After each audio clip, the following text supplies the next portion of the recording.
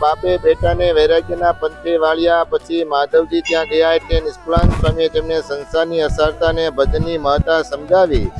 મનુષ્ય જન્મ ભોગ માટે નહીં, ભગવાન ભેટવા માટે છે. એ પ્રભુ આજે પ્રગટ પ્રમાણ. જય સ્વામિનારાયણ.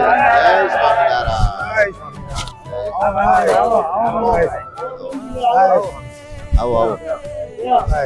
કેમ છે બ્રહ્મજી બાપા? અરે ભાઈ મોજ છે. મોજ ને તો સારું. તમને બધાને કેમ છે? બધા ભાઈ મોજ મોજમાં. એટલે ભાઈ આ શું કરો છો તમે? અરે આ જોવો ની બ્રહ્મજી બાપા સંતોના ચરિત્રોની કથા વાંચીએ છીએ અને બધા સાંભળે છે, બેઠા છીએ.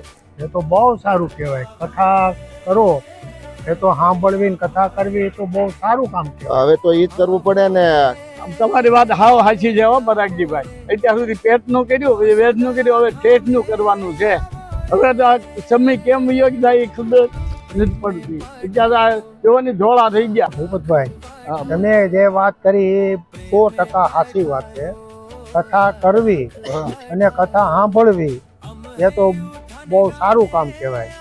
પણ આ ફ્લેટની અંદર કથા કરવી ને સાંભળવી એના કરતા મંદિરે જાય અને સ્વામીના મુખેથી કથા સાંભળવી એ યોગ્ય કહેવાય. બ્રહ્મજીભાઈ તમારી વાત બધી સાચી છે, પણ અહીંયા ક્યાંક એટલામાં આપણે મંદિર હોવું જોઈએ ને.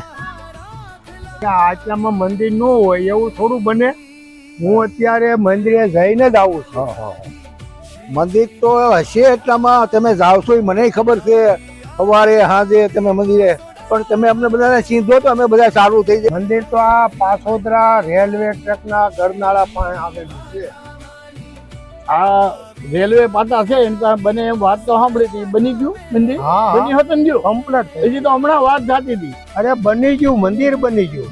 ભૂપતભાઈ મંદિર બની ગયું એટલી વાત નથી, પ્રતિષ્ઠા મહોત્સવ પણ આવી ગયો છે. પ્રતિષ્ઠા મહોત્સવ ક્યારે આવે છે? અરે ભાઈ 1 જાન્યુઆરી 2026 થી 7 જાન્યુઆરી 2026 પાછોદરા ગામને આંગણે મૂર્તિ પ્રતિષ્ઠા મહોત્સવ આવી રહ્યો છે. તો દરેક ભક્તોને આવવા ભાવભર્યું આમંત્રણ છે. તમે આ બધું મને પૂછ્યું તો તમે આ ઉત્સવમાં આવવાના છો ને? અમારા ગામને આંગણે ઉત્સવ ઉજવાતો હોય તો બધા આવવાના જ હોય ને. તો આવવાના છે. તમે બધા આવજો. જય સ્વામિનારાયણ.